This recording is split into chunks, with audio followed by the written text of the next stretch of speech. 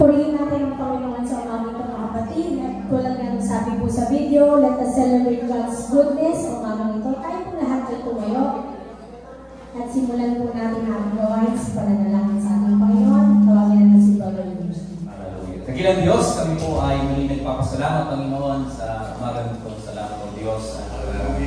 Kami, Panginoon, ay muli ay tagumpay. Salamat, Panginoon, at tuloy mo kaming iningatan sa aming pagparito. Salamat po, Diyos, hallelujah, sa patuloy na kagalakan, Panginoon, na Ikaw ay aming pupurihin at aming sasalamatan sa umagang ito. Hayaan mo, Diyos, na patuloy namin maitaas at mapuri ang iyong pangalan sa pamamagitan, Panginoon, ng aming mga leader sa pag-awit at pagtugtog, o Diyos. At hayaan mo na lahat kami, Panginoon, ay mawala ang reservasyon sa pag-awit at pagpuri sa iyo, Panginoon. Hayaan mo, Diyos, na patuloy ka namin maitaas maluwalhati, Panginoon, sa pamamagitan ng aming mga aawitin. At kayo din, Panginoon, sa lahat ng parte ng aming gawain ito, Diyos, ay patuloy mo po kami gabayan. Lalo-lalo, O Diyos, ang iyong mensahero sa paghapon ito, Diyos, lahat ng iyong mensahero. Patuloy mo po itong nakuban ng Espiritu, Panginoon. Ikaw ang patuloy na gumamit sa kanila at mangusap sa iyong mga anak, O Diyos. Maraming salamat, Panginoon, at sa lahat ng kapurihan sa pangalan ni Jesus na natin masabi. Amen. Thank you.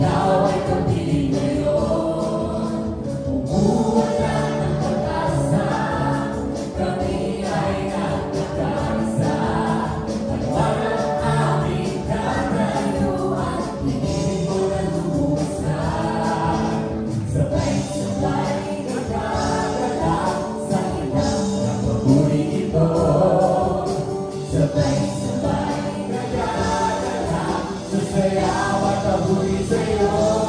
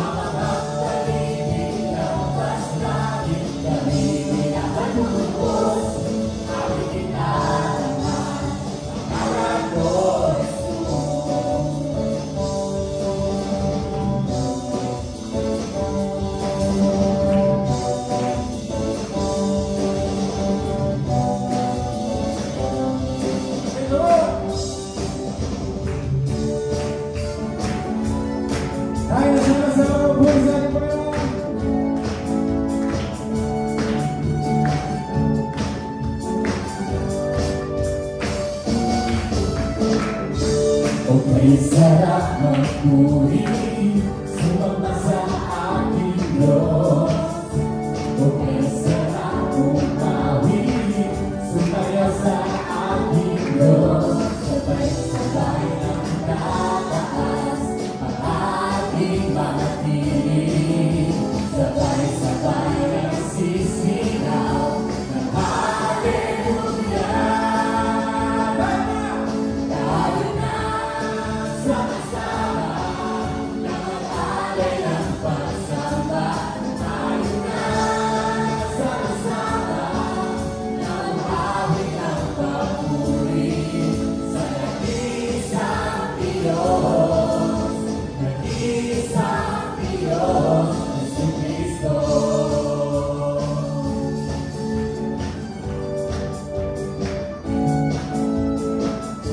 Okay, sarap manatili sa presensya ng ating Diyos. Okay, sarap sa piling at mag-iwan sa ating Diyos. Sabay-sabay ang nataas ang ating mga tinig. Sabay-sabay ang sisigaw ng Hallelujah.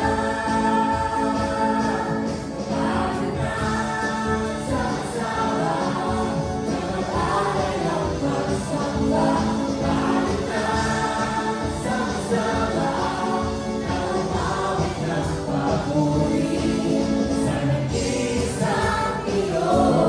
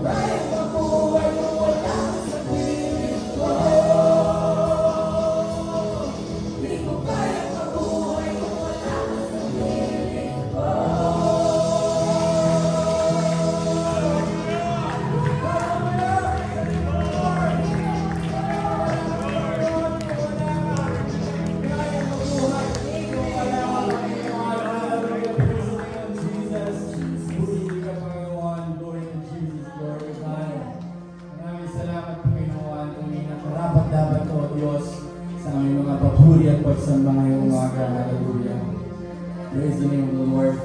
Patuloy po natin sa mahina ng Diyos na buhay. Hallelujah. Salamat sa pag-ibig at pagyakap ng ating Diyos. Hallelujah. Palagi sa atin. Oh Lord, tanggapin mo, Panginoon, ang aming mga papuling pagsama ngayong umagaw-gaw. Oh Jesus. Praise the name of the Lord.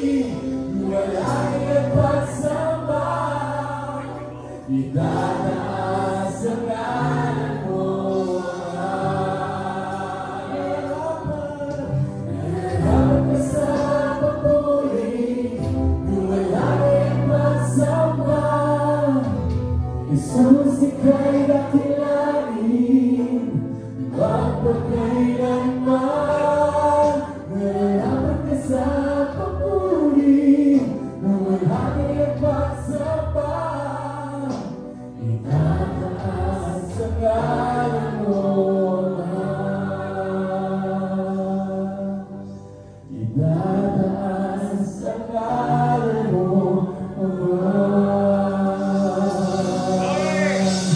Dadaas sa ngalan mo,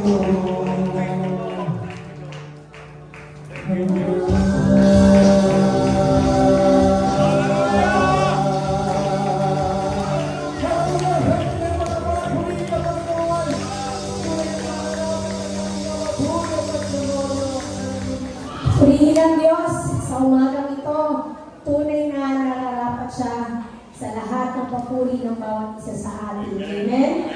At napakaganda ng mga awit natin, mga kapatid. Amen? Gusto ko yung awit na sabi, kay saya-saya ng puso kong ito, damang-dama ang lakas na galing sa iyo. Pag-ibig mo'y umaapaw sa buhay ko, di ko kayang mabuhay kung wala ka sa piling. Amen?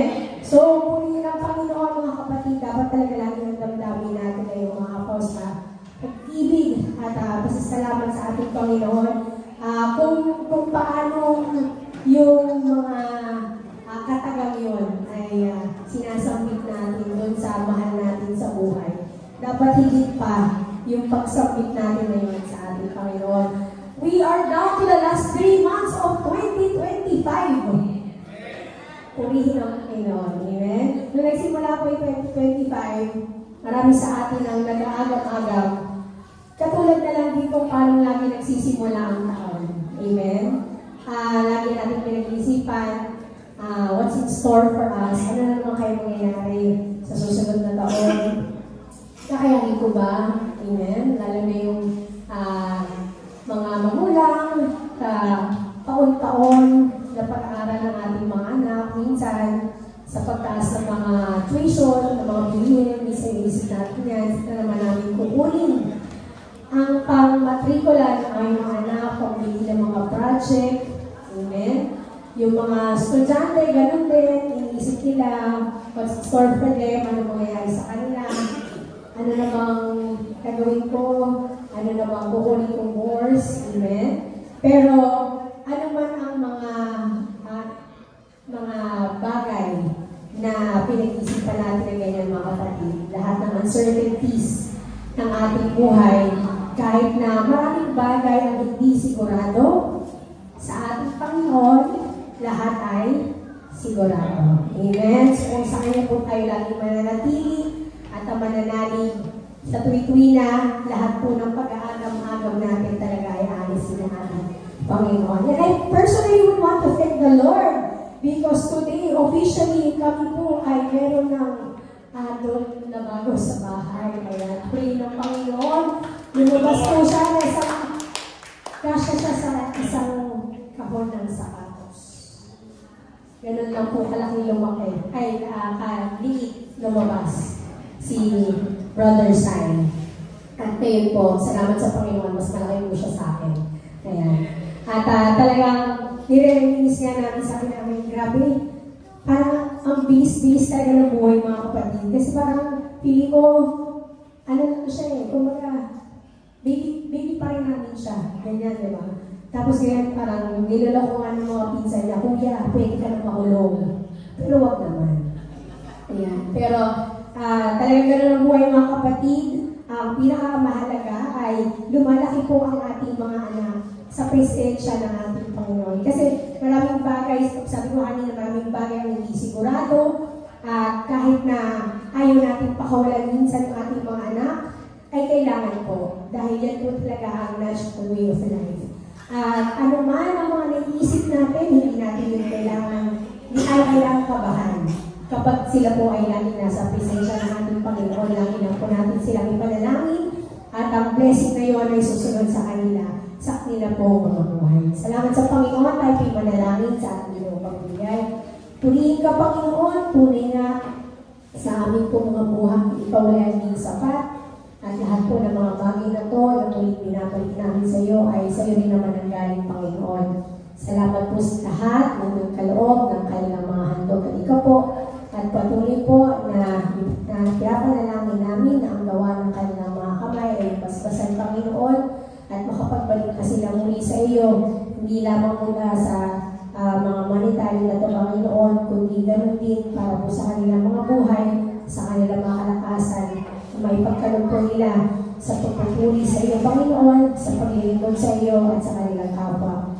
Lahat na likod na ito, Panginoon, ay pinapanalangin namin upang magamit po ito sa ikalalagupahan ng iyong mga gawain. Salamat, Panginoon, sa iyong papuri at salamat ng bagong ito. In Jesus' name we pray. Amen. At tanggapin po natin ang magagawa ng ating Panginoon na magdadala ng kanyang salita at tawagin po natin sila ng God. Sa pamalakas na palakpak sa ating Panginoon.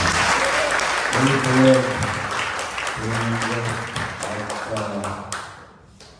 Alam niyo po, hindi ko po talaga makontain yung pag-alala na nararamdaman ko ngayon.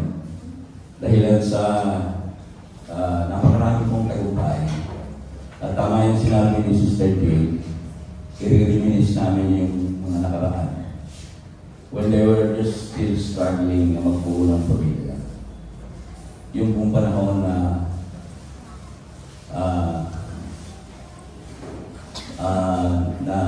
si Sai ay nasa loob pa ng siya ni Sister G. 7 months. 7 months, nagising na lang sila na nakahiga na sa dugo. Si Sister G, nakala niya basalang niyang araw. And kung iisipin ko po yung nararamdaman ng isang asawa, na makikita mo yung asawa mong halos naliligo sa dugo. Hindi po madaling pakiramdam yun. Salamat sa kapayapaan at salamat sa tulong ng Diyos. Sapagkat ng mga panahon ngayon, mga kapatid, ay nasa Panginoon na po kami lahat. Naglilingkod na po kami sa Panginoon. And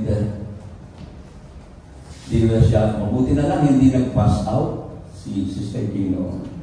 Dinala siya sa ospital at ilang weeks ba yun na 1 week siya, 1 month na hindi siya pwedeng bumangon. Kahit na po hindi masakit, yung hindi tuloy-tuloy yung sakit, merong pain na nararamdaman. Pagkatapos hindi ka pwedeng bumangon, hindi ka pwedeng gumalaw. Dahil lang sa delikado yung baby sa loob.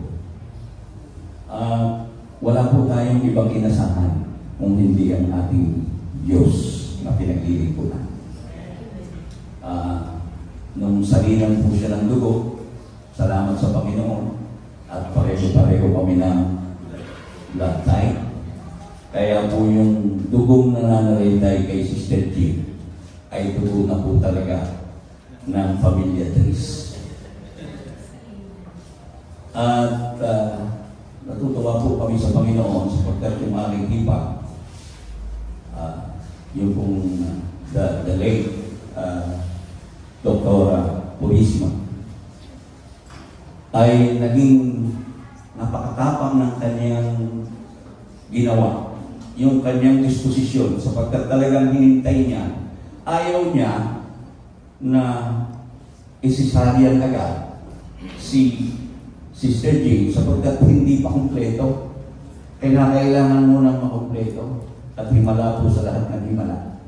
Sapagkat after nung talagang magdesisyon na isisaryan, alam niyo po ba na si Sai sa 7 months old na lumabas, hindi po siya in-incubate.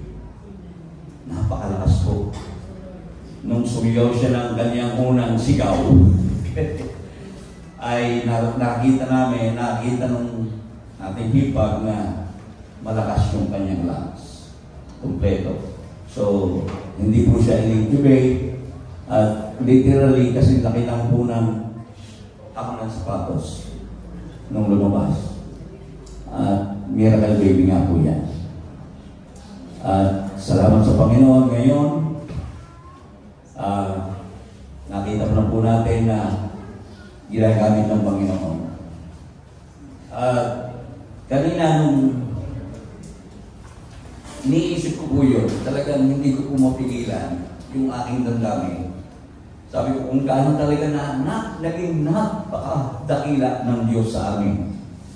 At lately, last September, ay umabot na ako kami ng aming may bahay sa 45 years ng aming marriage. Salamat sa Diyos, 5 years na lang, go 10 na. At patuloy pa rin niya ako natitiis. At patuloy pa rin siya tinitiis. Patuloy po kami nagmamahalan at una ang Panginoon. At sabi ko nga, alam niyo po, kaya ko sinabi na struggling pa sila Sister Jing and Brother Tom noon. During that time, hindi po talaga kami ganun, kumbaga, umaasa lang talaga kami sa Panginoon. Umaasa lang talaga kami sa Panginoon. And the Lord really provided for us. Napakabuti ng Panginoon. Hanggang sa ngayon, napakabuti pa rin Panginoon sa ating lahat. Kaya, palapaan ulit natin ang ating Diyos. Hallelujah! Hallelujah! Thank you, Lord. Thank you, Lord. So, tayo lahat ay tumayo. And you have your Bibles with you. Open it in the book of Mark, chapter 12.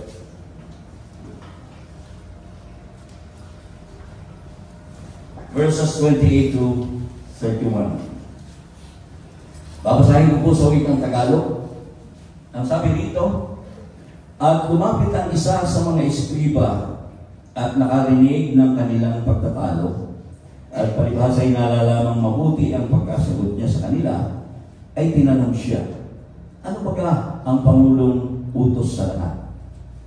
Sumagot si Jesus, ang Pangulo ay pakinggan mo, O Israel, ang Panginoon nating Diyos, ang Panginoon ay iisa. At iibigin mo ang Panginoon mong Diyos ng buong puso mo at ng buong kaluluwa mo at ng buong pag-iisip mo at ng buong lakas mo. Ang pangalawa ay ito, iibigin mo ang iyong kapwa na gaya ng iyong sarili. Walang ibang utos na hihigit sa mga ito. Tayo pong lahat ay sumadalingin mo po. Tayo pong lahat ay nangalangin. Dakilang Diyos sa mga banal, kami po muling dumadako sa pinaka-tampok na bahagi ng aming gawain sa araw na ito, ang pakikinig ng iyong mga banal na salita. Muli, O Diyos, humihiling po kami ng iyong paglalagis sa iyong lingkod na gagamitin. Ganon din sa bawat isang nakikinig sa umagang ito. Ikaw po, Panginoon, ang magbukas ng aming mga kaisipan. Palambutin mo, Panginoon, ang aming mga puso sa lahat ng aming maririnig.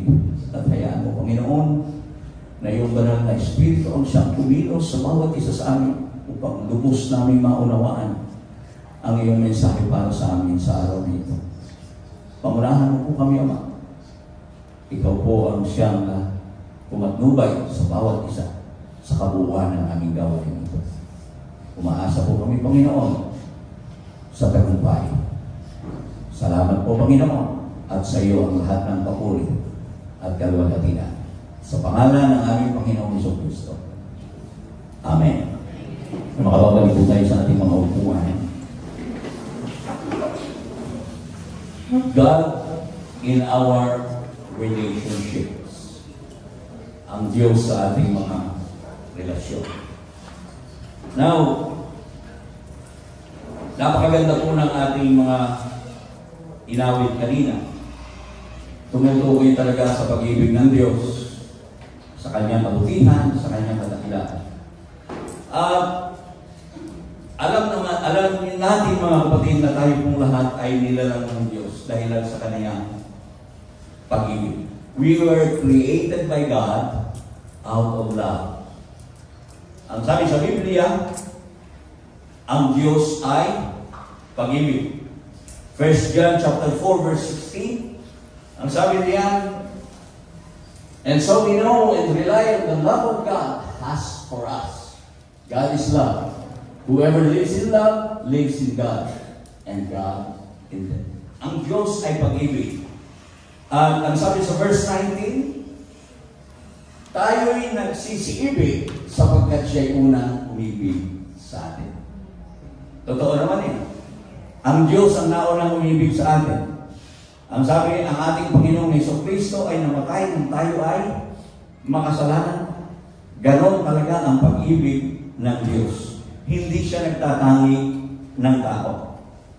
Now, doon po sa ating binasa, the greatest commandments, ay makikita po natin kung ating uunawain ito na dahilan sa pag-ibig ng Diyos ay ang unang-unang commandment na ninanais niya na gawin din naman natin ay ang ibigin siya. At hindi po magiging mahirap yun sapagkat siya na ang naunang umibig sa atin. We should love God. We must love God with all our hearts, with all our soul, with all our mind, with all our strength. And that's the first commandment. At ang pangalawa, iibigin mo ang iyong kapwa ng katulad ng pag-ibig mo sa iyong sarili. Now, kapag tayo ay nagbibilang, mga kapatid, hindi pwedeng number 2 muna. Kailangan number 1 muna. Amen? Hindi pwedeng mauna yung number 2 sa number 1. Kaya, sa umagang ito, mga kapatid, ay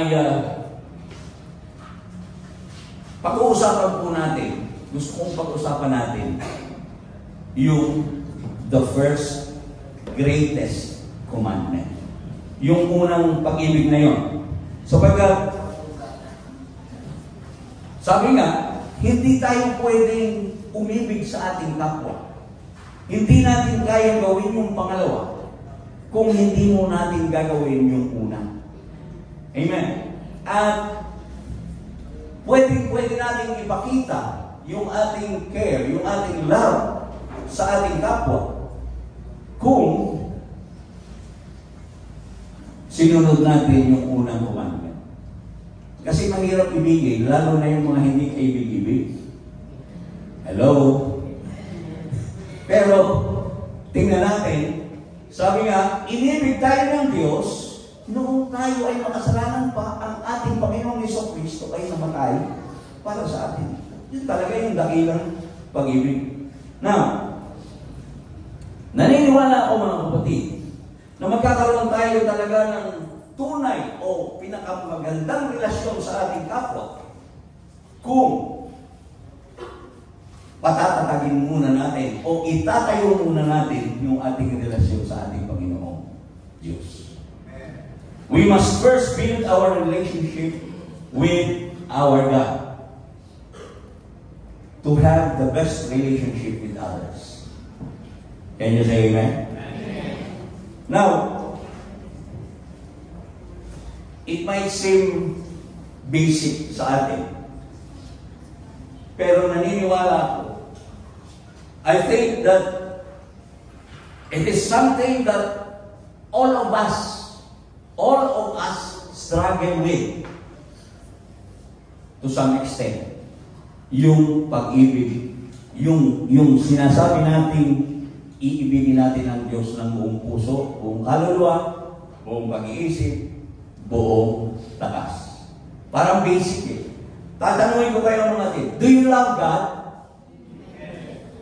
Iniibig mo ba siya ng buong puso mo, buong kaluluwa mo, buong pag-iisip mo, buong lakas mo?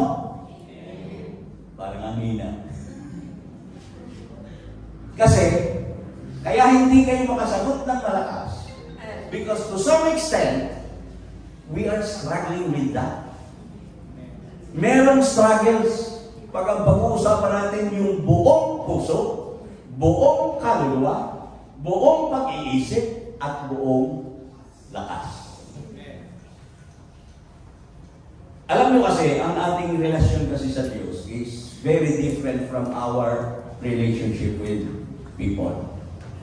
Napakaiba niyan. Bakit? Sapagkat ang ating Panginoon, ang ating Diyos, hindi natin kasama physically.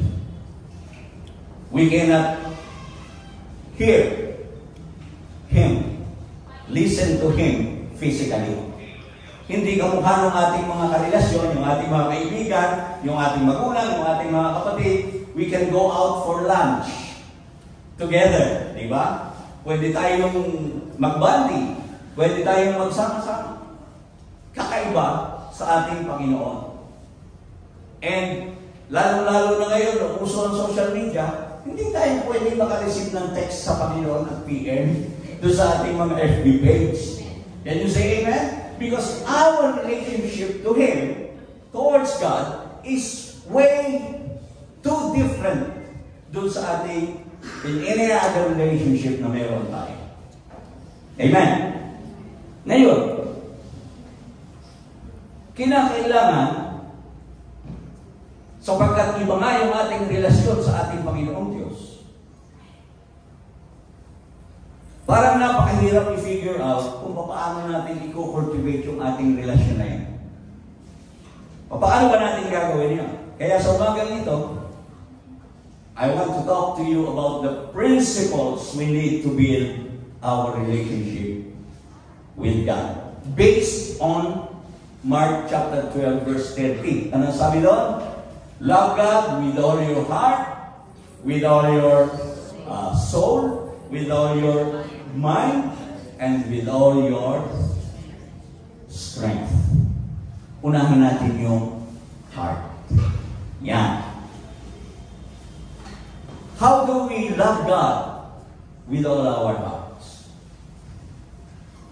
Alam niyo mga kapatid, yung kondisyon ng ating mga puso ay napakahalaga kung ang pag-uusapan na yung pag-ibig natin sa ating Diyos.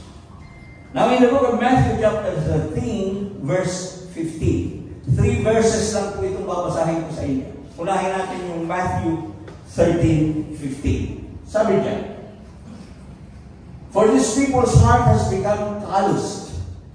They hardly hear with their ears and they have closed their eyes. Otherwise, they might see with their eyes, hear with their ears, understand with their hearts, and turn, and I will heal them." Sapagkat kumabal ang puso ng bayan ito at mahirap na mga karinig ang kanilang mga tainga. Yan. Kanilang ipiligit ang kanilang mga mata, baka sila'y makakita ng kanilang mga mata. At mga karinig ng kanilang mga tainga, at mga kaunawa ng kanilang puso. At muling mga balik ko, at sila'y aking pagalingin. Now, in Ephesians chapter 4, verse 18, nang namin natin ang bawat versikulong ito, mga kapatid. Ang sabi nito, na sa kadiliman ng kanilang pag-iisip ay nangahiwalay sa buhay ng Diyos dahil sa kahangalang nasa kanila, dahil sa pagmamatigas ng kanilang puso. Dahil sa pagmamatigas ng kanilang puso. Okay. Is sa Zechariah chapter 7 verse 12. Sabi niya, kanilang ginawa na parang batong diamante ang kanilang puso. Sipin niyo yung batong diamante. Upang huwag nagsidinig ng kautusan at ng mga salita na ipinasuko ng Panginoon ng mga ubo sa pamamagitan ng kanyang Espiritu ng mga unang propeta. Kaya dumating ang malaking poot na mula sa Panginoon ng mga hukbo. Makikita po natin, mga kapatid, kapag inunawa natin lahat ng ating binasa ngayon, ay makikita natin na doon sa verses na yun, our heart can be described as our attitude towards God. Yung ating inuugali sa ating Panginoon. Yung ating, kung paano natin siya itinitreat. Ang matigas na puso, mga kapatid, kapag ang tao ay mayroong matigas na puso, he doesn't want to listen. Yeah. Kumbaga, tinatanggihan niya ang Diyos at ang kanyang ginagawa ay yung kanyang sariling kagustuhan. Amen. Kaya nga, ang sabi ng Panginoon, We must love Him with all our hearts. Paano kung yung puso natin matigas?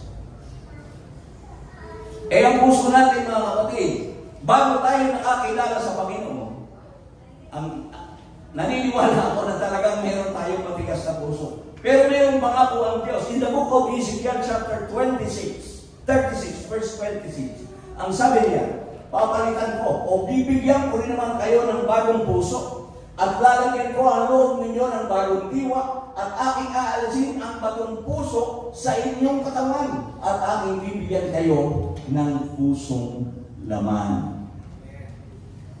Lahat ng mayroong pusong laman, magsabing amen. Wala na po yung kantang pusong bato. Okay? Sumikat siya. Pusong laman. The first thing we need to do is to check the condition of our hearts. Ngayon, the question is your heart towards God? Yung puso ba natin ay talagang sa Panginoon? Kung minsan kasi madaling sabihin, I love the Lord. Kaya lang kung minsan pagsasabihin natin ng buong puso, natatakot tayong sabihin yun.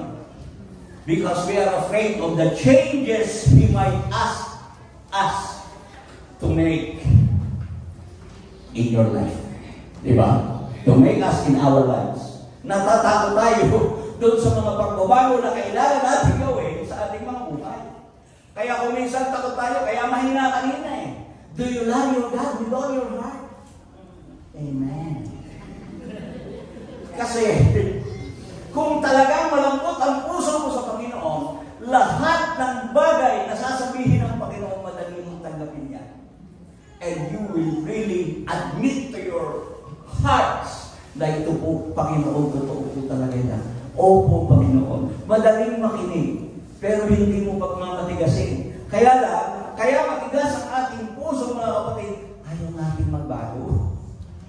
Can you say amen? Marami na kasi tayong nakasanayan. Hello?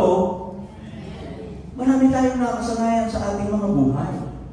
Na noong mga panahon na yan, iniisip natin, okay lang naman. Hindi naman ako nang aargabyado ng aking kapwa. Kailangan ko bang gawin yan? Basta sa akin. Wala naman akong... sabi, dapat tayo makialam. Wala akong makialam sa kanila. Hindi, sabi ng Panginoon, makialam ka. Di ba? Bakit ko sinabi? Iibigin mo nga eh. O di ba pakikialam mo yun? Pag umibig ka sa isang tao, nakita mong mali ang ginagawa, pakikialaman mo. Hello? Pag-ibig yun eh. Kahit na sa pamilya, walang pakialam, bahala ka sa buhay mo. Hindi pwedeng gano'n, mga kapatid. If we love the Lord with all our hearts, susundin natin yun, magagawin natin na ituwid ang ating kapatid, ang ating magulang, ang ating mga mahal sa buhay na mali ang ginagawa. Hindi yung bahala ka sa buhay mo. Hindi pwede. Hello? Malambot ang puso. Diba? Nakikita natin ngayon. Sabi ko nga, this seems pretty basic. But then, to some extent, we are struggling with this. Nag-struggle tayo rito.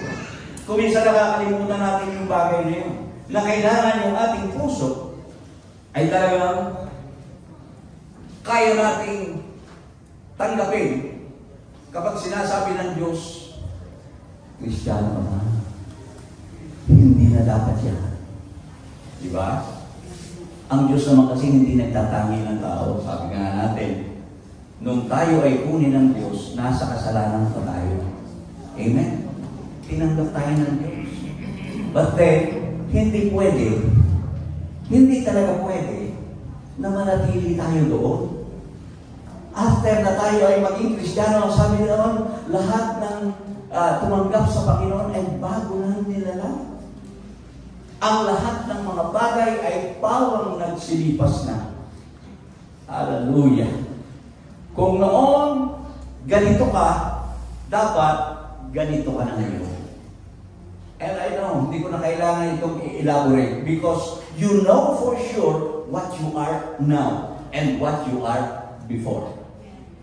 Can you say amen? Alam mo, sa sarili mo, ano ka ba noon? Ngayon, ang tanong, ganun ka pa rin ba hanggang ngayon? O ayaw mong baguhin yan dahil matigas ang puso mo? Remember, sabi doon, isang pusong diamante. Iisipin nyo kung gano'n katigas yung diamante yung puso. So, kung hanggang ngayon, diamante pa rin ang puso mo at hindi pa rin napapalitan ng puso naman, medyo we should check the condition of our hearts. Amen. Palakpakan natin ang ating Panginoon. Si Haring Solomon, si David, noong kaniyang gawing hari si Solomon, meron siyang paalala sa kanya.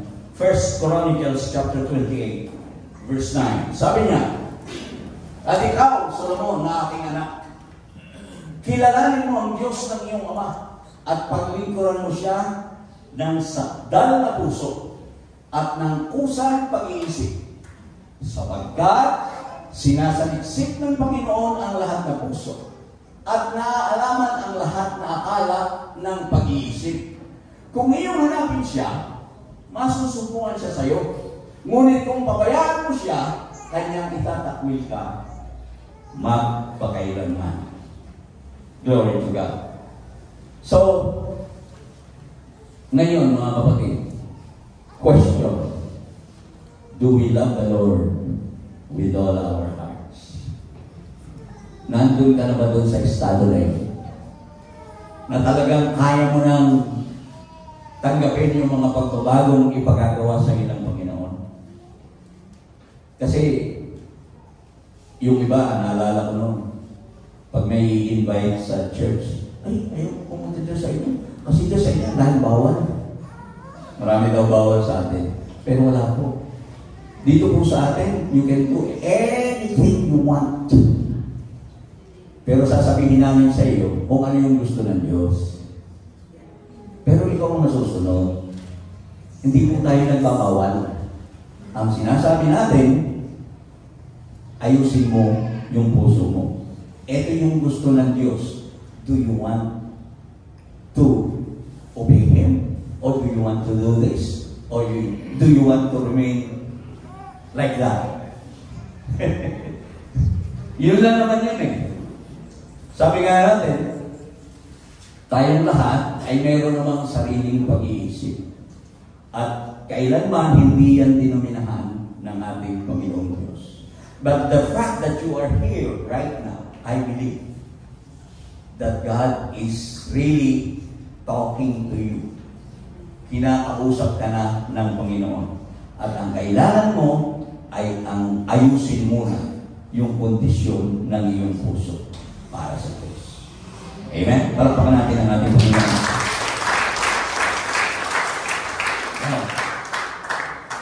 Punta tayo ito sa pangalawa. Medyo mahirap ito mga kapatid. Loving God with all our soul. Yan. Ano ba ibig sabihin ng ating Panginoong Jesucristo nung sabihin niyo yun? We are to love God with all our soul. Sabi ko nga medyo mahirap ito dahil sa pag sinabi nating soul, heart, soul, and mind, and strength, they are all intertwined. Kumbaga, meron sila, parang hindi magkakabit yan eh. Yan. Kumbaga, nakikita natin na talagang hindi madaling ipaliwanag ang bagay na ito. But for the sake of our discussion this morning, let me try to define our soul doon sa paraang ito. Genesis 2, verse 7. Anong sabi diyan? Yan. At nilalang ng Panginoong Diyos ang tao sa alubok ng lupa at hiningahan ang kanyang mga butas ng ilong ng hininga ng buhay. At ang tao ay naging kaluluwang may buhay. Yan. And the man became a living being. Based on that, makikita po natin mga kapatid, that without the breath of life that God gave us, we are a dead soul. Can you say amen? So tayo ay isang patay na kaluluwa. Pero ngayon, sapagkat meron na tayong hininga ng buhay na ibigay ng Diyos sa atin, tayo po ay isang buhay na kaluluwa. Now, according to Genesis 1:27, we were created by God according to His own image. Yan. Male and female, He created them according to His image. Now, alam natin na yung image na tinutukoy dyan ay hindi yung literal nating mga mukha. Sapagkat kung literal na mukha, kung ginawa ka ng Diyos na katulad ng kanyang larawan, abay, kamukha pala ni Brother Nick and Diyos. O kamukha mo rin ang Diyos. But, you see, ang tinutukoy po dyan, when God created us according to His own image, is the attributes of God. Yung kanyang mga katangian.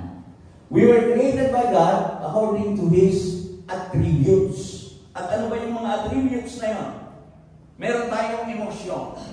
We have our emotions. We have our consciousness. At naniniwala ako mga kapatid, sapagkat yung mga emotions na yun nasa sa atin, umiibig tayo, nagagalit tayo, nalulungkot tayo, di ba? Lahat ng yan ay according to the attributes of our God. And we have our consciousness. We have the capacity to think. Now, ano ba yung kaluluwa? Sabi ko nga, with all our soul. So, ano ba yung kaluluwa natin? Ang sabi sa Biblia, man is composed of body, soul, and spirit. Yung body, yun yung inuuog. Okay? Yung spirit, yun yung breath of life na ibinigay ng Diyos sa atin. Now, yung soul, alin yun? Yun po yung ating buong pagkatao, yung kabuuan, kung sino ka. Kung sino ka, yung kabuuan mo. Kaya naniniwala ako mga kapatid, para maibig natin ang Diyos ng ating buong kaluluwa, ay iibigin natin siya ng ating buong pagkatao. Paano yun? Yung kabuuan natin, yung ating kabuuan, o ba, iibigin natin ng Diyos. We will love God with all our thoughts. Yung ating kaisipan talagang, kumbaga, nakasentro talaga sa Panginoon. Yung buo-buo nating pagkatao, walang ibang hindi kailanman nahihiwalay yung ating pag-iisip sa Diyos. At paano ko ipapaliwanag ito? 1 Thessalonians chapter 5 verse 17, ang sabi niyan, pray without ceasing. Pray continually. Magsipanalangin kayong walang patid. Pag sinabi po ng Diyos na tayo ay magsipanalangin ng walang patid, hindi nangangahulugan yun na tayo ay maghapon, magdamag, oras-oras ng nakaluhod na nananalangin. Hindi po ganon. Ang ibig sabihin, yung ating buong pagkatao, yung ating consciousness, doon sa mga panahon na tayo ay, yung ating mga pag-iisip ay palaging nakasentro sa Diyos, doon sa panahon na tayo ay masaya, doon sa panahon na tayo ay malungkot, bagamat hindi natin binibigkas, hindi natin sinasabi, nasa ating isipan, yung ating nararamdaman, yung ating iniisip, nasa Diyos, pagka ikaw ay masaya, Thank you, Lord. Pagka ikaw ay malungkot, help, Lord. And that becomes a prayer. Kahit na hindi mo sinasabi, yun ay nagiging isang panalangin sa Diyos. At kung sa buong panahon ng buong pagkatao mo ay nakasentro sa Diyos, lahat ng iyong ginagawa, paggising mo pa lang sa umaga, thank you, Lord. Bago ka umalis ng bahay, Lord, ingatan mo po ako. Kahit hindi mo sinasabi. So, ibig sabihin, at doon sa panahon na ikaw ay nagtatagumpay, maraming pagpapalang dumating sa iyo, even without saying it, nasa isipan mo na talagang lubos-lubos ang pasasalamat mo sa Diyos. And that's the way of praying continually. Yun po yung pananalangin ng walang patid. Ibig sabihin, yung buong pagkatao mo, yung consciousness mo, ay palagi naka-sentro sa ating Diyos. Hindi nawawala sa isipan mo. Kahit doon sa panahon na ikaw ay nakakagawa ng kamalian, agad-agad, Lord, sorry po. Diba? Kasi tao tayo. Nandoon yung ating kahinaan. Hindi ko sinasabi na doon tayo ay maging Kristiyano, hindi na tayo magkakamali. Hindi na tayo magkakasala. But then, if our whole being ay nakasentro sa ating Panginoon, lahat ng ating ginagawa, tama man o mali, ay magiging panalangin kapag tayo ay nakatingin sa Diyos. Pag nagkakamali, humihingi agad ng tawad. At pagka nagtatagumpay, nagpapasalamat agad sa Diyos. Amen? Palakpakan natin ang ating Panginoon. Hallelujah. Basta laging nakadirect ang ating mga isipan sa Diyos, ito ay nagiging isang panalangin. At yun yung kabuuan natin talaga. Yung kabuuan ng ating pagkatao ay talagang naibibigay natin sa ating Diyos. Yung bagang kahit minsan hindi mo siya nakakalimutan. Na doon sa oras, lahat ng ginagawa mo palagi, alam mo na mayroong Diyos na katabi mo lang. Kasama mo lang siya. Napunta tayo ng sa pangatlo. Love the Lord with all our minds. Yung ating isipan, mga kapatid, yung ating utak, yung ating isipan, para po yung computer, yan yung ating inner computer na ginagamit natin para umintindi, para mag-aral, para lutasin ang mga problemang dumarating sa atin, at mag-store ng mga informations. Nasa utak natin yan, nasa ating mga isipan. Ngayon, paano natin iibigin ang Diyos ng buong pag-iisip? How do we love God with all our minds? In Philippians chapter 4, verse 8, ang sabi niya,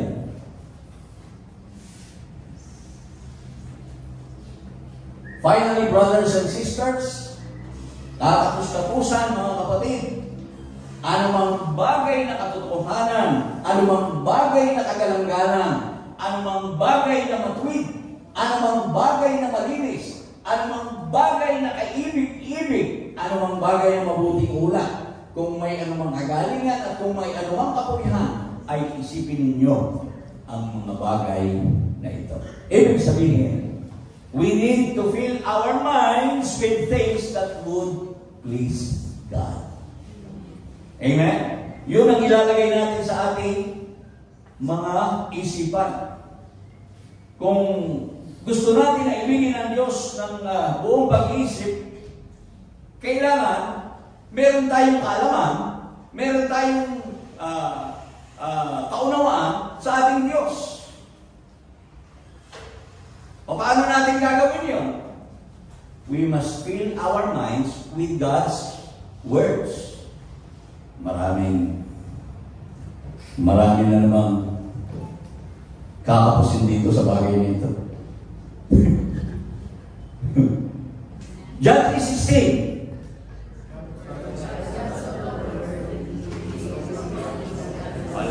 pa rin alam yung iba. Acts 1:8. Tayo dyan. Kita nyo?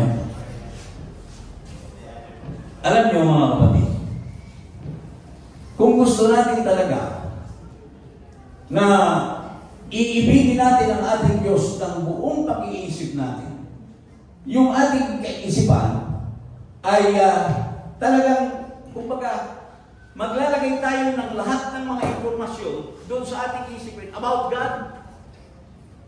What are the 5 assurances?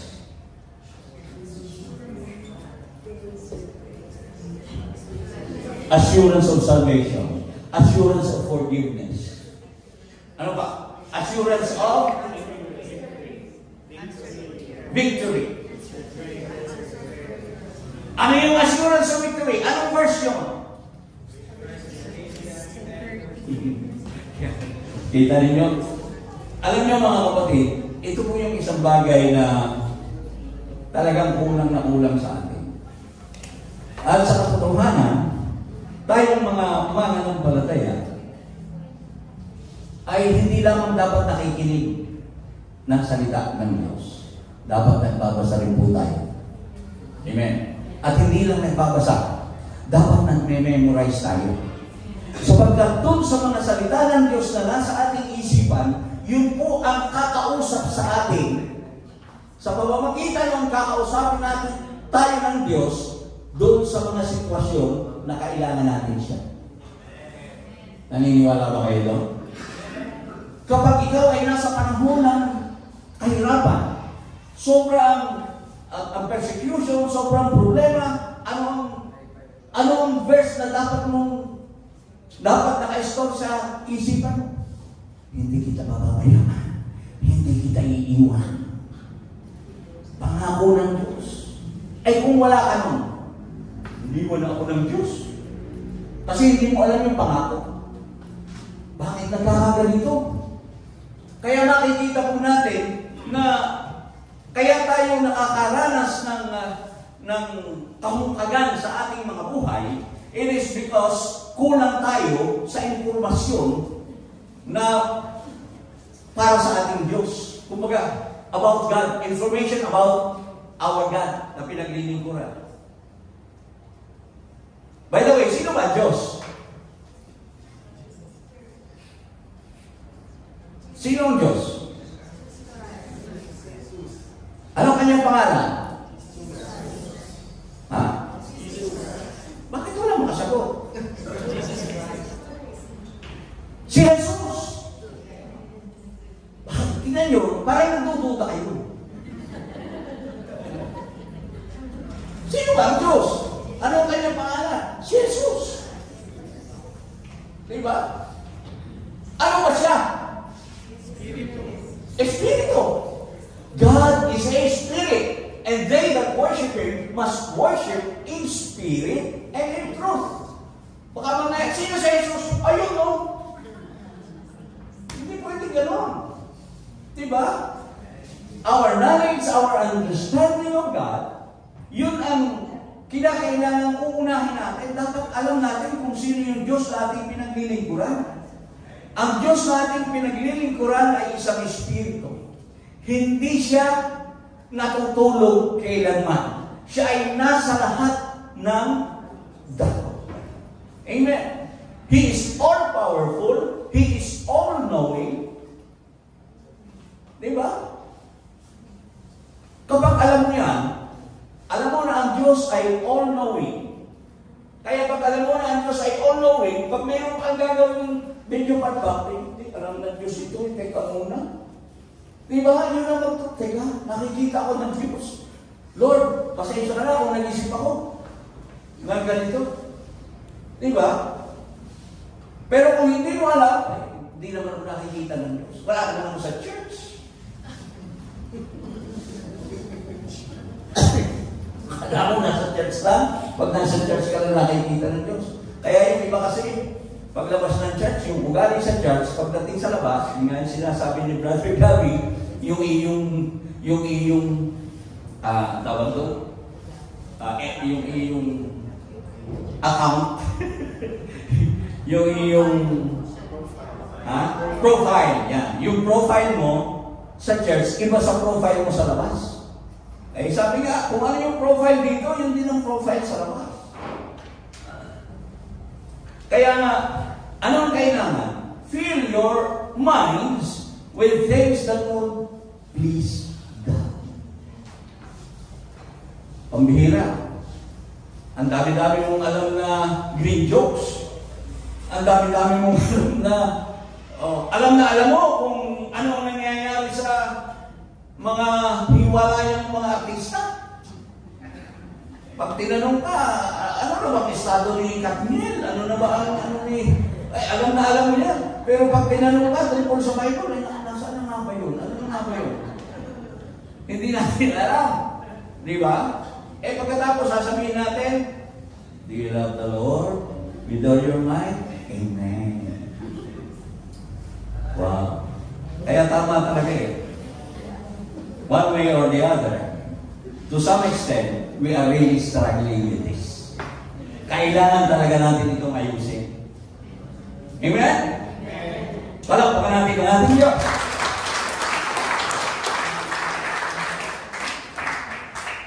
Kung gaano karaming mga bersikulo o talata sa Biblia ang ipinapasok mo sa iyong utak, sa iyong isipan, doon sa mga panahon na kailangan mo ng encouragement, those words will encourage you.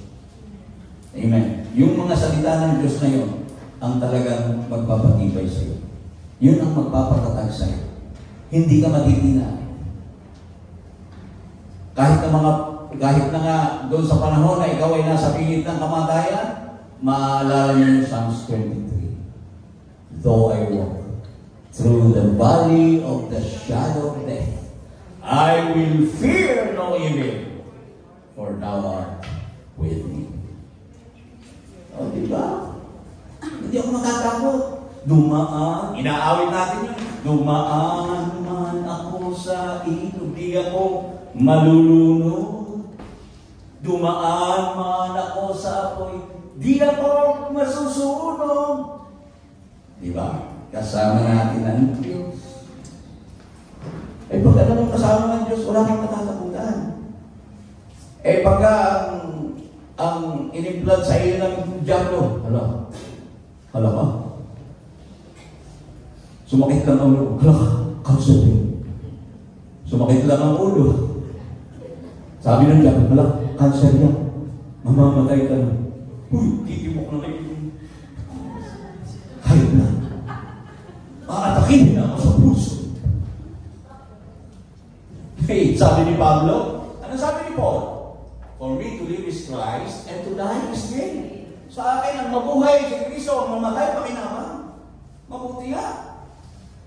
Kung nakakasiguro ka na talagang sa langit ka pupunta. Eh kung hindi ka sigurado, yun ang mahirap. Kaya kailangan siguruhin mo muna. Para katulad ni Paul, sasabihin sa iyo, for me to live is Christ and to die is gain. Anytime, ready ako. Kasi hindi naman natin hawak ang ating mga buhay. Amen? So, kailangan muna na siguruhin mo. Ano ang gusto ng Diyos? Lahat ng tao maligtas. Eh kaso matigas ang puso mo, hindi, ligtas na ako. Kung minsan, ayaw natin makinig sa salita ng Diyos. Kahit na anong sabihin, siguruhin mo yung kaluluwa mo. Siguruhin mo. Kasi mawawala ng saysay ang iyong pakikinig, ang iyong pagdalo, kung pagbalik ng Panginoon, maiiwanan ka. Hello? So, kailangan ayusin muna natin yun. Eh, matigas ang puso mo. Hindi. Okay na ako. Kaya, diba? Dapat, palambutin natin ang ating mga puso sa salita ng Diyos. Huwag natin sundin yung ating mga sariling kagustuhan.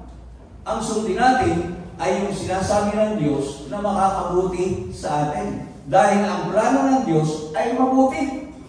Kung ikaw ay nahihirapan, isipin mo lang, I have good plans for you. Plans to prosper you and not to harm you and give you a good future. pangako ng Diyos yun. Bakit ako nahihirapan? Doon ka ngayon mag-check. Is my heart right? Is my mind alright? At diba? Ayos ba yung kaluluwa ko? Iniisip ko ba talaga yun? Lagi bang sinasama ko ang Diyos? Lagi mo ba siyang kasama? At doon sa pang-apat, mga kapatid, ang sabi, love the Lord your God with all your strength. Tatanungin ko kayo, mga kapatid, paano ito? Sa palagay mo, how will you love God with all your strength?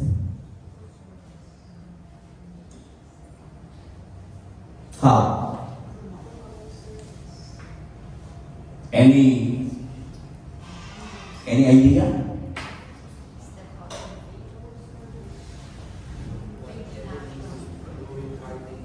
Huh? Whatever you do it heartily as if you're doing it for the Lord. Now, to sum it up, one word lang. Obedience. Obedience. This is how to love the Lord with our strength. We must live in obedience to Him, even when it is difficult. Hello? Ito kasi yung pinakamahirap sa lahat eh. Yung sumunod sa Diyos na mahirap yung ipinagagawa sa iyo. Hello? Pero wala kang pwedeng ikatwiran sapagkat yun ang gusto ng Diyos at yun ang tama. But you really have to obey Him. Mahirap. Ito talaga yung pinakamahirap sa lahat. Loving God with all our strength means living in obedience to God. Even when it is difficult. John 14:21. Sabi niya, ang mayroon ng aking mga utos at tinutupad ang mga yaon ay siyang umiibig sa akin. O pansinin nyo ha, ang mayroon ng aking mga utos at tinutupad ang mga yaon ay siyang umiibig sa akin. Do you love God? Mahina na naman. Bakit? Tingnan nyo, pagdating doon, mahina na naman eh. Bakit? Baka mayroong utos na hindi tinutupad. Yan. Siyang umiibig sa akin at ang umiibig sa akin ay iibigin ng aking Ama at siya iibigin ko at ako'y magpapakahayag sa Kanya. Dito talaga tayo magsakit. Sabi ko tayo, hindi kayo lang tayo. Baka sabihin naman natin, si Brother Galo, lagi turo ng turo. Siya ba? Hindi, kaya nga tayo na eh. Because to some extent, we are struggling with this. Hello? Bumabagsak tayo dyan. Lahat tayo, naniniwala ako, bumabagsak tayo dyan. Total obedience. Kung minsan hindi natin talaga nagagawa. Because obedience is the key to a close relationship with Him. Can you say amen? Paano tayo makakapag-expect ng isang magandang relasyon sa Diyos kung tayo ay nabubuhay sa hindi pagsunod o paggawa ng kamalian? Hindi tayo sumusunod sa Diyos. Hindi po yun, hindi ganun yun. Kung iniisip natin that God is good, yes, God is good. And He is good to those who do good. Hindi siya pwedeng, lalo na kung tumanggap ka na nga sa Kanya. Imagine, tingnan mo ha, 3 verses na naman itong babasahin natin. John chapter 9, verse 31. Yeah. Naalala naman namin, hindi pinakinggan ng Diyos. Pakinig ha, pakinig. Nalalaman namin hindi pinakinggan ng Diyos ang mga makasalanan. Datapat kung sino ang tao'y maging mananamba sa Diyos at ginagawa ang kanyang kalooban, siya'y pinakikinggan niya. O yung mga hanggang ngayon nag-i-struggle pa rin. Maraming panalangin. Ay tingnan mo yung pagsunod mo sa Panginoon. Are you obeying Him? Sabi ko nga mga kapatid, nung tawagin tayo ng Diyos, hindi siya namili ng tao. Hindi niya tinignan yung estado kung anong klaseng tao ka. Kay makasalanan ka, kay matuwid ka, basta nung tawagin ka ng Panginoon, dinala ka niya from darkness to light. Now, ngayong naririto ka na, ang sabi sa Biblia, Psalms, actually wala ito sa, babasahin ko lang, Psalms chapter 1. Sabi kasi rito, verse 2. Sabi rito, verse 1 pala, Psalms chapter 1 verse 1. Mapalad ang tao na hindi lumalakad sa payo ng masama. Yan. Ni tumatayo man sa daan ng mga makasalanan. Ni nauupo man sa upuan ng mga manglilibak. Kundi ang kanyang kasayahan ay nasa kautusan ng Panginoon at sa kautusan niya nagbubulay-bulay siya araw at gabi. Sino raw yung mapalad? Yung mga hindi lumalakad sa payo ng masama, tumatayo man sa daan ng mga makasalanan, ni nauupo man sa upuan ng mga manglilibak. So makikita natin mga kapatid na para tayong pagpalain, para tayo tumanggap ng biyaya, kinakailangan munang ipakita natin yung ating pagsunod sa Diyos. Kinuha ka niya na hindi mainam ang iyong buhay, nasa kasalanan ka, dapat nung makakilala ka sa Panginoon, aalisin mo na yung sarili mo doon sa kalagayan yon. Hello? At ang pinag-uusapan po natin dito, our relationship. Is God in your relationships? Ang Diyos ba ay nandoon sa inyong mga relasyon? O doon sa inyong relasyon, wala ang Diyos dyan. Dahil mali ang relasyon na kinalalagyan niyo. We should be aware of this. Hello? Now, palagi kong sinasabi, this church, hindi po tayo naghuhusga ng tao. We do not judge people. Pero, hindi rin po tayo nagtotolerate ng mga mali. In the sense na, sinasabi natin sa kanila na sila ay nasa maling kalagayan. Pero hindi po tayo nagtataboy. Hindi. We want them to realize their faults. We want them to realize na mali yung kanilang kinalalagyan para baguhin nila. Sapagkat kung ano yung ninanais ng Diyos na tayo ay maligtas lahat, yun din po ang ninanais ng inyong mga lingkod. Ginagamit po kami para dyan. Kaya dapat natin ituwid, anumang relasyon meron tayo na hindi tama, bago tayo nakakilala sa Diyos, after na makakilala tayo sa Diyos, kailangan baguhin na natin yon. Hello? Kailangan po talaga.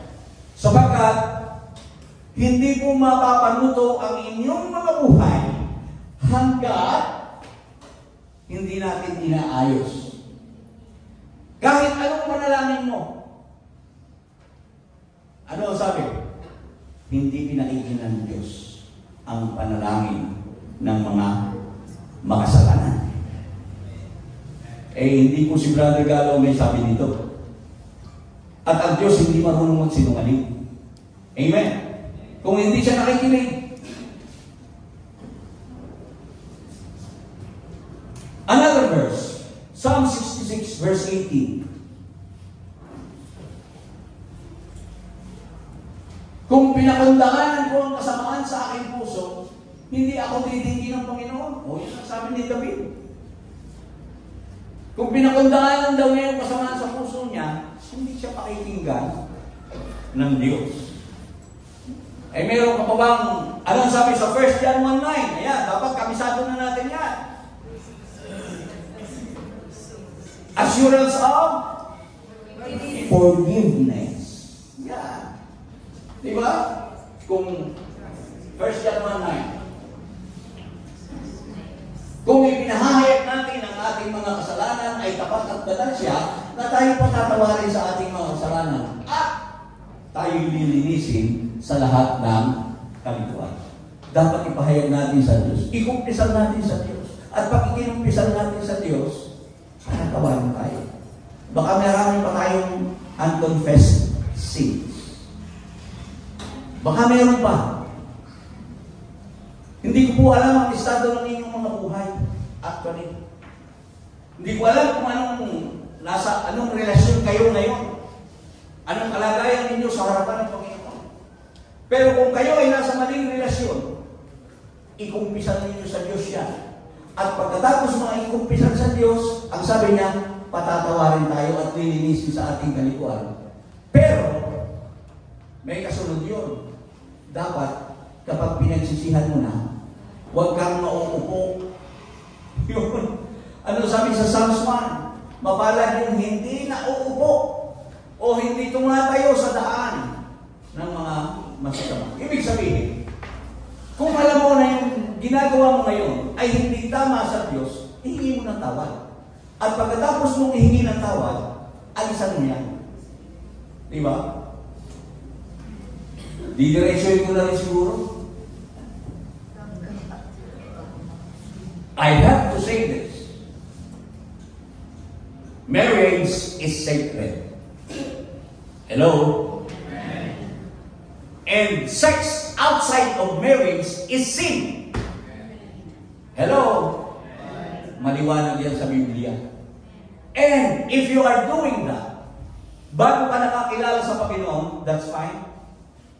Hindi mo pa kilala ang Diyos. Pero ngayong kilala mo na ang Diyos, abay kalimutan mo na yan. Sapagkat hindi mapapanuto ang buhay mo. I have to warn you. Dahil mahal ko kayo mga kapatid. Marami akong napapalitaan. Marami akong naririnig. Marami tayong mga kapatid dito na nasa maling relasyon. Ano ba ang problema? Bakit ayaw magpakasal? Bigyan lang ninyo ako ng isang magandang dahilan. Sabi nyo ba, kasi walang pera. Ikakasal ko kayo, libre.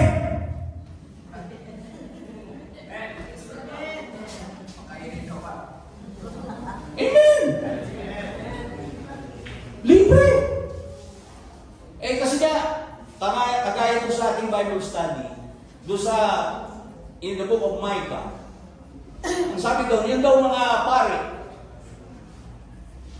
nagpapabayad para sa serbisyo. Yung mga saserdote, nagpapabayad para sa serbisyo. Eh, nangyayari na sa panahon natin ngayon yan eh. Kahit nga patay, hindi bibindisyon na kung walang bayad. Oh, sabihin sa akin mali ako. Diba? Pero dito sa atin, lahat ng serbisyo, libre. Eh kung kayo naman ay medyo nahihiya, alam naman ninyong gumastos din, papunta sa inyo, okay. Bigyan nyo naman ng konting offering man lang yan, pang-maintain naman lang ba, makarating nyo sa, di ba? Alam nyo malayo ang pinanggalingan, gumastos ng gasolina, gumastos ng lahat. Eh, hindi ko po sinasabi ito para obligahin kayo. So, what I mean is, you know, alam nyo naman, di ba? Pero kung wala, fine. Wala naman, hindi natin pinag-uusapan yan. Kaya nga, kung ang idadahilan ninyo sa akin, ayaw ninyo magpakasal dahil wala kayong pera, okay na ito, live-in. Hindi niya okay eh. Because live-in, hindi po niyan ina-approve ng Diyos. At kung bakit ka maraming problema hanggang ngayon, kahit na maglumuhod ka pa dyan, sabi ng Biblia, hindi pinakikinggan ng Diyos ang ating mga panalangin. Hindi po ako nagagalit. nagpapaliwanag na. Amen. At kung hindi ko po sasabihin ito, malaki po ang pananagutan ko sa ating Panginoon bilang mensahero ng Diyos. Hallelujah. Doon sa mga alam ko na nasa kamalian, pinagsasabihan ko. Pero doon sa mga hindi ko alam, hindi ko pwedeng pagsabihan. Kayo ang magkumpisan sa Diyos. Hello? Sabi nga, kapag tayo ay nandun sa ganong kalagayan, pag tinanong mo, di na ganun, amen. Ay, naku. Nasa puso. Nasa puso. Pero wala sa puso. Kaya nasabi ko, God in our relationship. Sa relasyon mo ba ngayon, nandiyan ang Diyos? You can answer that. Ikaw ang makasasagot niya. At alam niyo, ang mga Israelita, tingnan nyo ha, ang mga Israelita ay dinadala ng Diyos sa pagkabiha. Nagkakaroon sila ng lahat ng kahirapan, hindi dahilan sa hindi sila mahal ng Diyos. God loves them very much. Pero yun ang paraan ng Diyos para sila isingin, para magbalik loob sila sa Panginoon. Just listen, kahit minsan lang doon sa ating Bible study. Alam niyo, sa ating Bible study, doon makikita po natin kung paano hinayaan ng Diyos na ang mga Israelita ay mabihag ng Babylonia for 70 years. They were under Babylon's reign. Nasa paghahari ng Babylon. And after that, ang Diyos din ang gumawa ng paraan through King Cyrus para mabalik sila sa Jerusalem. Sapagkat mahal sila ng Diyos. Anong ginagawa ng Diyos? Pinahihirapan sila para makita nila. Kaya kung kayo'y nakakaranas ng kahirapan, paggising ng Diyos yan sa inyo. Hello? At kung hindi kayo naging gising, ang mahirap yan. Pagbalik ng Panginoon at nasa ganyan ang kalagayan, hirap ka na dyan, impyerno ka pa. Pinakamasakit na mangyayari sa isang mananampalataya. Na mahirap na ang buhay mo sa lupa, pagdating dun sa kabila, nagluluri ka pa sa dagat-dagatang apoy. Siyempre, gusto nyo yun?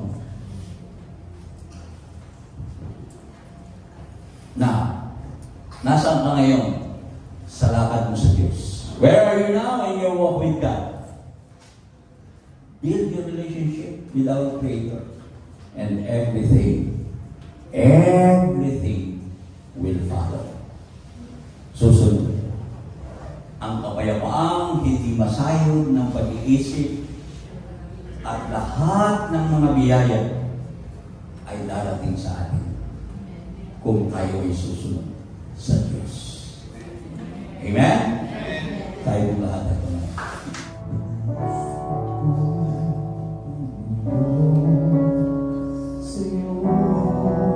Oh yes, Lord. Nagpapakumbaba, nagsusumamo, pag-indapatin mo, na ikaw ay masdan, makakita,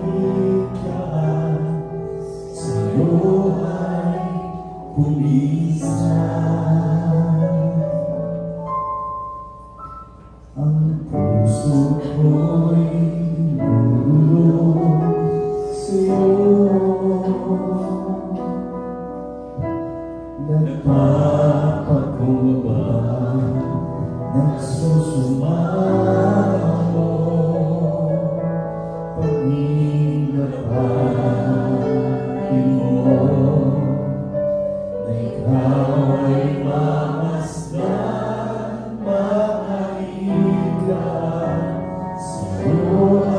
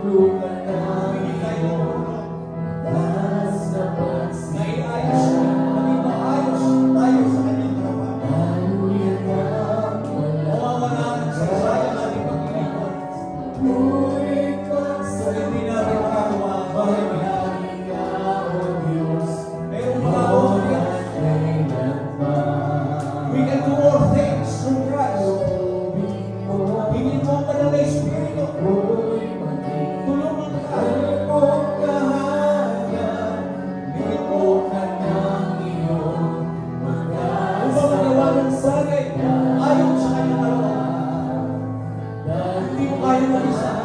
Kailangan tumulong na natin, Panginoon. Ako'y pagsamba, mahal ikaw, O Diyos, ngayon at kailanman. Huwag natin mapagmatigasin ang ating mga puso kung araw niyo po. Ang buhay ko'y Hallelujah. manang mong tahanan. Luglugan Humble yourself. maglas na Humble pagsimba. Kailangan mo Ako'y pagsamba, mahal ikaw, O Diyos, ngayon at kailanman. Loobin mo ang buhay ko'y maging mahal mo tahanan. Lulungan ang iyong wagas na pagsinta. Naluyan ang walang hanggang mga pabuhay pagsamba. Mahal ikaw, O Diyos, ngayon at kailanman. ay kung lahat ay manalangin. Hallelujah. Ginoong natin po sa aming harapan ang pinagputol-putol na tinapay at ang katas ng ubas na simbolo ng kanyang katawan ng iyong dugo. Panginoon, sa oras na ito, hinihiling po namin ang iyong pagbabasbas sa tinapay at katas ng ubas na ito, Panginoon. Gawin mo itong pagpapala at biyaya sa bawat isang tatanggap. Huwag mong hayaan ito ay maging sumpa. Sa pangalan ng aming Panginoong Jesucristo. Amen. Kunin po natin ang ating mga bahagi, hawakan lamang po natin at sabay-sabay natin gagawin ang ating Holy Communion. Sapagkat tinanggap ko sa Panginoon ang ibinibigay ko naman sa inyo na ang Panginoong Jesus nang gabing siya'y pagkanulo ay dumampot ng tinapay at nang siya'y makapagpasalamat ay kanyang pinagputol-putol at sinabi, ito'y aking katawan na pinagputol-putol dahil sa inyo. Gawin ninyo ito sa pag-aalala sa akin. At gayon din naman, hinawakan ang saro pagkatapos ng makahapon na sinasabi, ang saro nito'y siyang bagong tipan sa aking dugo. Gawin ninyo ito sa tuwing kayo magsisinom sa pag-alaala sa akin.